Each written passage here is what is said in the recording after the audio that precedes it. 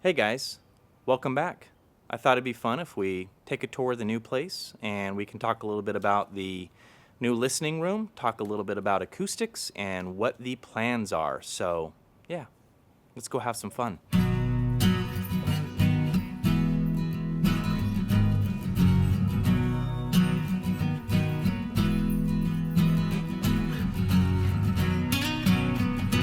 So I don't know if you can hear this with my voice, but there is a lot of echo in here. Actually, let me turn on the side mic so you have a better idea. Check this out.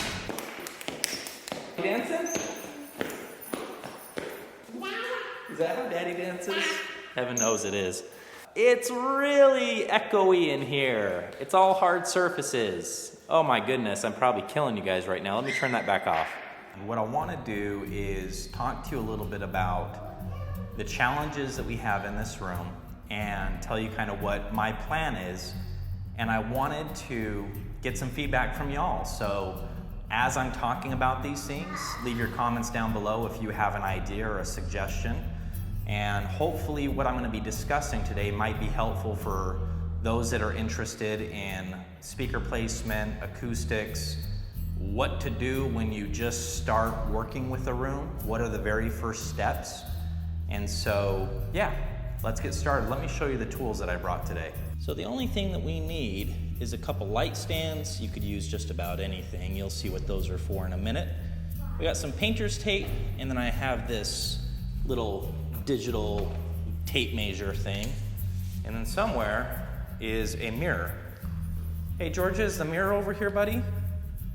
There it is. Can Daddy have that? Oh, you look beautiful. You look so pretty. Thanks, bud. Hey, Siri, what is 1/3 of 20? The answer is about 6.6666. That's a lot of sixes. Great. Sarah, we gotta move out. This is not the right house. It's doomed. All right, so guys, we are going to start by placing the camera where my head is gonna be, and that's gonna be 1/3 into the room, okay? This is just a starting point, but it's good enough for today's little tutorial. So let's just say about 6 feet, maybe 6.5 feet, because 6.666 kind of freaks me out. We saw a black cat on the way here. It crossed in front of our car, so, you know, just gotta be careful with these things. All right, move you forward. That's it, 6 feet 5 inches away from that wall. And that leaves us this much real estate to work with. So let's go ahead and now place our speakers where I think they should go. All right, so 7 feet 4 inches from that wall to the light stand, and about 4 feet 4 inches from the side walls, approximately. How did I figure this out? Well, a lot of guys will do another 1/3 into the room, and that's where they're gonna start with their speakers. I like bringing them actually out a bit further than 1/3. I use as a starting point, the Cardis room calculator, and I'll leave the link down below. I did 20 feet across on the calculator, and these are the numbers that I got. It's been probably the most reliable calculator that I've used for really good starting points. And that's where both of the speakers are gonna go. I've been overruled. Thanks, buddy. So, all I'm gonna do is I'm gonna move the mirror along the wall until I can see the tip of that light stand. Keep it coming this way. Keep it against the wall. Hold on. Bring it down a little bit. Okay, come this way. Come this way. Okay, come this way a little more. Stop. Okay, that is the second reflection right there. So what I'm doing, guys, is I'm looking in the mirror to where I can see that tip of that light stand. So I know I'm gonna have a reflection point right there, which is the second one, which tells me, guys, that the first reflection point is gonna be before that, I guarantee it. That is how you do first reflection points with the toddler. And typically it leads to shrinking afterwards. So, all right, so I wanted to show you guys, I taped the mirror on the wall, but this gives you an idea of what you want to see. So from the listening position, you can see There is your first reflection point, and with George's help earlier, we figured that the second reflection point is just right after, so, and there we go. Okay, so what are first reflections? Well, they're exactly what they sound like. It is the first reflection point or spot that needs to be treated because that is where the sound is going to hit first on the sidewall. Addressing that is really important, and it is often neglected, and we are not going to neglect it. We're going to fix it by either putting some kind of a panel there that's going to absorb the sound, or we're going to use diffusion. I can't make up my mind on that yet, so leave in the comments down below what you guys think works best for first reflection points. Should I do absorption, or should I do diffusion, or should I do both? It's an option. There are panels out there that do both, so that might be the way to go. Anyhow, let's talk a little bit more about what we're going to be doing to address all of this echo in here, starting with the floor.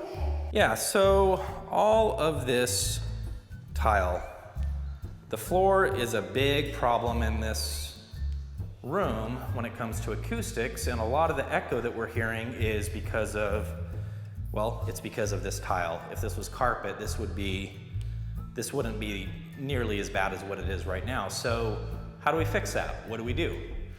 Well, as far as I'm concerned, the easiest and most straightforward solution is to put down a giant rug. So that's gonna be my plan. That's what I'm gonna do, is I'm gonna get the biggest rug that I can. I'm gonna put down a big old giant thick shag rug down here, and that's gonna help out there. And then the next thing that we have to discuss is gonna be the corners. So as you can see, I have a corner here. That's where typically bass is gonna be hanging out.